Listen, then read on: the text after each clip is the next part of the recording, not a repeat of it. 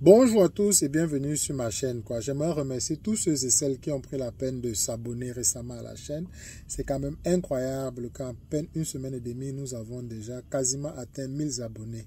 Continuez de vous abonner. YouTube me dit que près de 80% de personnes qui regardent la chaîne ne sont pas abonnées. Donc, si vous passez par là, abonnez-vous. C'est gratuit. Et c'est encourageant de continuer à faire des vidéos d'analyse. Aujourd'hui, j'aimerais répondre à Patrice Nouma, une nouvelle sortie de Patrice Nouma. Si vous êtes abonné à la chaîne de Patrice Nouma, vous aurez probablement déjà regardé cette vidéo.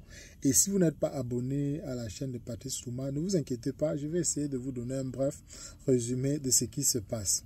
En fait, Patrice Nouma, dans sa vidéo d'hier, il a pris la vidéo d'un jeune Camerounais au pseudonyme Fétiche de guerre qui a fait plusieurs vidéos.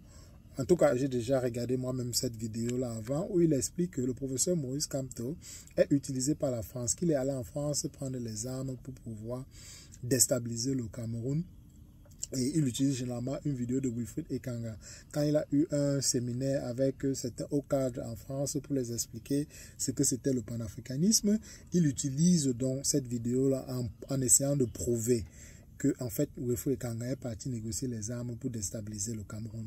Donc, Patrice Nouma utilise cette vidéo. En fait, il commente cette vidéo en disant que, bien entendu, que, en tout cas, il est d'accord que le professeur Maurice Kamto est sûrement instrumentalisé par la France. Et d'ailleurs, il dit tous les opposants et le pouvoir en place est aussi instrumentalisé par la France.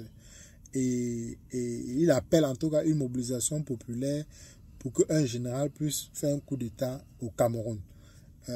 Ce qui est curieux, c'est que Patrice Nouma ou bien Franklin Nyamsi, ce sont des gens qui ne font que pousser à un coup d'État. Mais rien ne prouve que le coup d'État amènera, ou bien le coup d'État pour les militaires pourront rendre le pouvoir aux civils, ou bien le coup d'État pourra faire ce que la volonté populaire.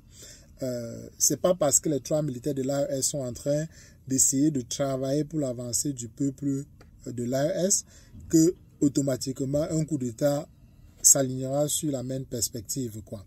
On a vu récemment le Gabon qui est venu après. Le Gabon n'a pas, il n'y a pas une révolution quelconque au Gabon. Au contraire, Brice Clotaire Ligingema s'est taillé une constitution, s'est taillé toutes les institutions pour lui. Pendant 14 ans, il sera président du Gabon et rien ne prouve qu'il ne pourra pas changer la constitution comme nos vieux dinosaures qui sont en Afrique centrale. Et aussi, ce que je voulais aussi ajouter, c'est que ce que Nouma ne fait que pousser dans son agenda, c'est qu'il passe son temps à critiquer le professeur Maurice Kamto.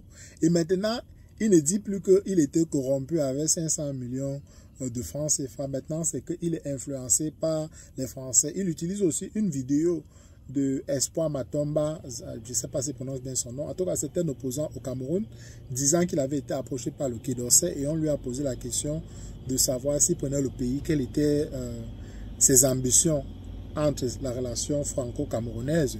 Et il a dit non, qu'il va défendre les intérêts du Cameroun.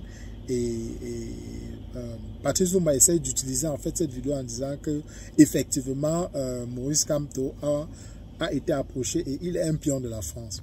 Bon, ce que moi je veux dire, c'est que je suis quasi sûr que Maurice Kamto a été approché, pas seulement par la France, mais par les grandes puissances qui veulent avoir une main mise sur le Cameroun. Donc, dit que la France a approché Maurice Kamto, je ne pense pas que c'est insulter Maurice Kamto, mais dit que Maurice Kamto travaille pour la France, je pense que c'est insulter le monsieur que Maurice Kamto est. Avec l'aura que dégage Maurice Kamto aujourd'hui, je suis quasi sûr que toutes les grandes puissances au monde, que ce soit la Russie, les États-Unis, toutes ces puissances ont probablement déjà approché Maurice Kamto. Vous savez que Kémy Séba, lui, avec son aura, alors qu'il n'est même pas un opposant, c'est juste un panafricain, a été approché par les pays comme l'Iran ou bien même la Russie et il a même accepté qu'il est financé par ces pays. À combien plus forte raison un opposant comme Maurice Kamto avec l'aura qu'il dégage et le soutien populaire qui va avec. Il est plutôt sûr, en tout cas, je ne doute pas que les grandes puissances ont approché Maurice Kamto. Mais de là à tirer une conclusion en disant qu'il est manipulé par les grandes puissances, je pense que le raccourci est vite fait. Moi, personnellement, je ne pense pas que le professeur Maurice Kamto a accepté un quelconque deal avec les grandes puissances. Parce que s'il avait accepté un quelconque deal avec les grandes puissances, le Cameroun serait déjà en feu et en sang. D'ailleurs, le professeur Maurice Kamto dit lui-même qu'en 2018, quand il était au contentieux, il y a des généraux qui l'ont approché et lui a proposé de renverser le régime dictatorial de Paul Biya et de prendre le pouvoir par la force. Maurice Kamto dit lui-même que il a refusé parce qu'il ne veut pas marcher sur le sang des Camerounais pour arriver au pouvoir. Je ne comprends pas pourquoi des gens persistent à être sourds à ce que Maurice Kamto dit, mais essaient plutôt de pousser un agenda qui est celui du RDPC. Parce que ces arguments, c'est ce que les gens du RDPC avancent.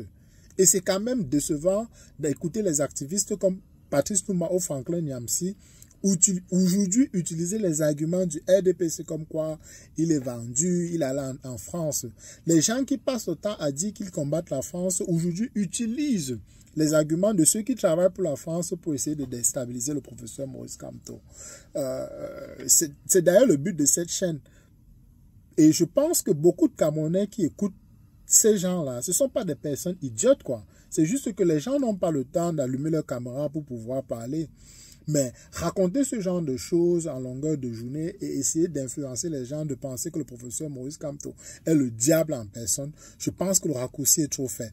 Et le pire dans tout ça, c'est que ces gens-ci passent le temps à critiquer le professeur Maurice Kamto. Si demain le professeur Maurice Kamto devient président et implémente la politique, en tout cas le programme qu'il propose aux Camerounais, où est-ce que Franklin et Nouma seront pour pouvoir, en tout cas, ce sera la honte. C'est pourquoi il faut faire très attention quand vous prenez certaines positions. Surtout quelqu'un qui a le soutien populaire comme le professeur Maurice Kamto. Donc il faut faire très attention à ce que vous avancez. Vous passez le temps à dire que non, il est vendu, il est parti. Mais le professeur Maurice Kamto, si aujourd'hui, je suis quasiment sûr que s'il voulait faire une révolution à la... je ne sais pas, le genre de révolution qu'il faut prendre des armes. Ce sera facile pour lui avec l'aura qu'il dégage. Mais le professeur Maurice Kamto vous demande que le changement par la paix et par les urnes. Et il vous demande que vous fassiez une mobilisation, en tout cas, que vous protestez dans la paix et sans rien casser. Hier, j'étais en train de faire les recherches sur comment renverser un dictateur de manière efficace. Et les points que j'ai relevés, c'était des manifestations pacifiques, sans violence. Parce que quand vous faites des manifestations et vous faites la violence, le dictateur utilisera va réprimer de manière sanglante la répression. Donc, il va tuer et justifier que vous voulez déstabiliser le pays, vous détruisez. Alors que quand vous vous levez, vous manifestez pacifiquement, comme ce qu'on a vu récemment au Cameroun, les gens qui sont sortis pour exprimer leur ras-le-bol à Paul Biya, le fait qu'ils ont séquestré et ils ont pris en otage le professeur Maurice Kamto. C'est ce genre de manifestation, en tout cas selon les articles que j'ai lus, ce genre de manifestation est très efficace contre la dictature. Parce que les dictateurs ne peuvent pas vous tirer dessus si vous ne cassez pas. Sur quelle base on va vous tirer dessus? Et qui est-ce qui ne fait que prôner le fait de manifester pacifiquement? C'est le professeur Maurice Kamto. Et ce n'est pas aujourd'hui que le professeur Maurice Kamto demande aux gens de manifester dans la paix. Il le fait depuis 2018 en disant que allons manifester, mais dans la paix. Donc, comment est-ce que vous pouvez encore justifier le fait que vous pouvez vous lever aujourd'hui encore et dire que non, il est un agent de la France-Afrique? Et d'autant plus que le professeur Maurice Kamto lui-même a dit que si aujourd'hui il prend le pouvoir par la force, disons même que demain il laisse le pouvoir, puisqu'il a avancé en âge, et je ne pense pas qu'il peut faire plus de 2 mandats, le professeur Maurice Kamto. C'est quelqu'un qui a toujours respecté le droit. Et je sais même que s'il prend même le pouvoir au Cameroun, je suis quasi sûr que s'il prend même le pouvoir au Cameroun, s'il se sent déjà faible, il va démissionner. C'est pas quelqu'un que en tout cas sur ce que je vois, c'est pas quelqu'un que je pense qu'il va signer au pouvoir, même si le mandat est légitime. Je suis quasi sûr que s'il commence à faiblir avec des maladies, il dira que je ne pourrais pas aller au thème de ce mandat, j'ai besoin de prendre soin de moi et il laissera le pouvoir à quelqu'un d'autre de manière démocratique. Mais je ne comprends pas d'où viennent tous ces attaques. On dirait vraiment le RDPC a décidé de financer même ses ennemis, parce que l'ennemi de mon ennemi, c'est mon allié. Donc le RDPC a décidé d'envoyer quelques billets je n'ai aucune preuve, c'est juste mon analyse, envoyer quelques billets à peut-être Nouma ou bien Franklin pour qu'ils puissent maintenant s'allier au RDPC pour constamment attaquer le professeur Maurice Kamto.